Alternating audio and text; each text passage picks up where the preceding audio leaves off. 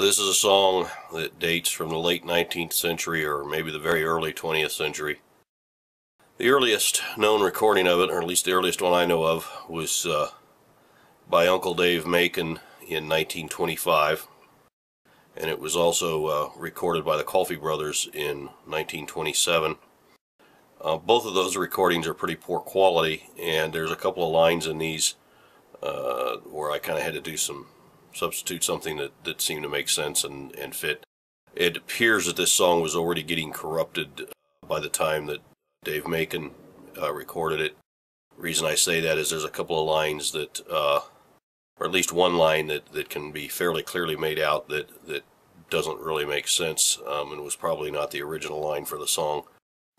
There's another one that, actually there's two of those, and I'll talk about those after the song.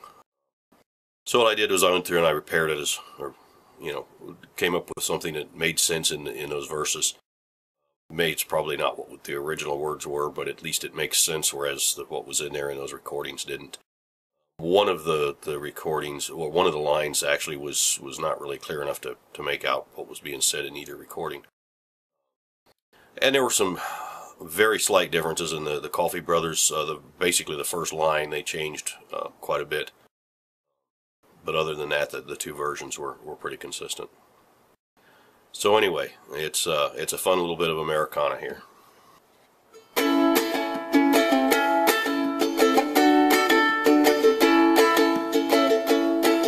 There's a hotel in the city, and we climb the golden stairs, where they serve the hash up on the second floor.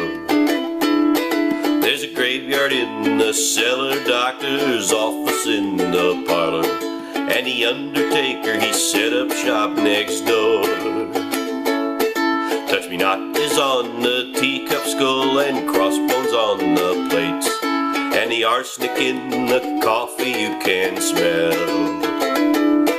Oh, the biscuits, they are famed, and I'm going to have them framed at that all-go-hungry hash house where I dwell.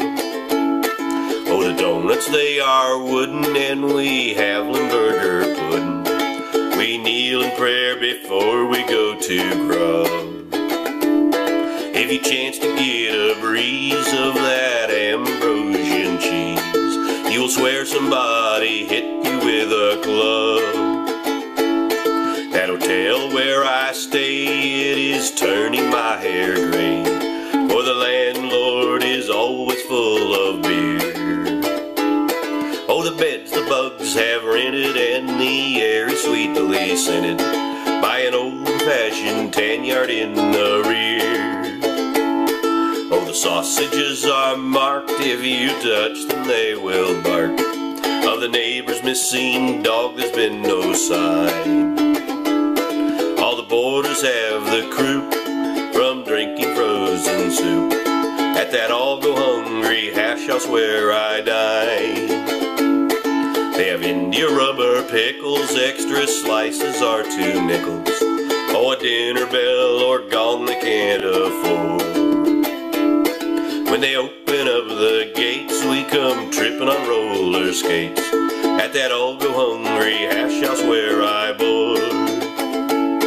There's a woman called the Duchess, brings the coffee in on crutches, and the cake looks like a sponge petrified. Oh, the pies are old and gray, they were pecked at by a jay who went right out and committed suicide.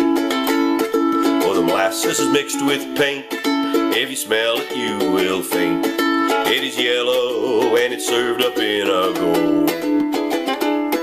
Oh, the eggs are aged to match, if you take one it will hatch at that all-go-hungry hash house where I board. At that all-go-hungry hash house where I board. So I promised to mention a little bit more about the song. Second line of the second verse, basically I wrote that because I couldn't find anything that made any sense out there. If you listen really close to the recordings that I mentioned earlier, it's pretty clear that I think what they're saying is that the copyright on the turkey you could sell. I kind of suspect that's corrupted from something earlier, because it just really doesn't quite fit with the rest of that, the preceding line, like all of these others do. The second line kind of goes with the first line, and that really doesn't. So I wrote that line just because it went with the others, and it rhymed, and it fit the lyric structure and everything. And then down in the like the fifth verse, where it's talking about the sausages, the second line there, again, it's pretty tough to hear on the recordings. I'm pretty sure they're saying either Bingen on the Rhine, that it's a relic from Bingen on the Rhine, or a relic from Bingen am Rhein, either of which that line would be self-consistent. It's a place in Germany. There was a Bingen am Rhein is a place in Germany, a town in Germany. And so I assume, you could have a relic from there, but it doesn't really fit, again, with the previous line. So either the original writer was looking, was pretty desperate for a rhyme, or that line got corrupted. There's a poem out of the mid-19th century by Carolyn Norton called Bingen on the Rhine, which is a poem about a young German soldier who's killed. But again, that doesn't really fit the structure of the song, and I kind of think whatever was in there, it just didn't really fit, so I came up with something that I felt fit.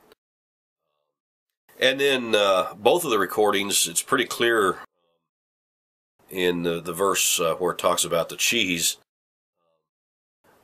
It's pretty clear in both of those recordings that they're saying melodious cheese, but that's just nonsense. It's not a word. I've checked old dictionaries, new dictionaries. I can't find any reference to melodious, and I'm pretty sure the original was probably Ambrosian, because that fits sarcasm about how great the cheese smells. So I just changed that back to Ambrosian. Other than that, the song appears to be pretty much original, at least back to the 1925/1927 recordings. And that's the educational part of this show.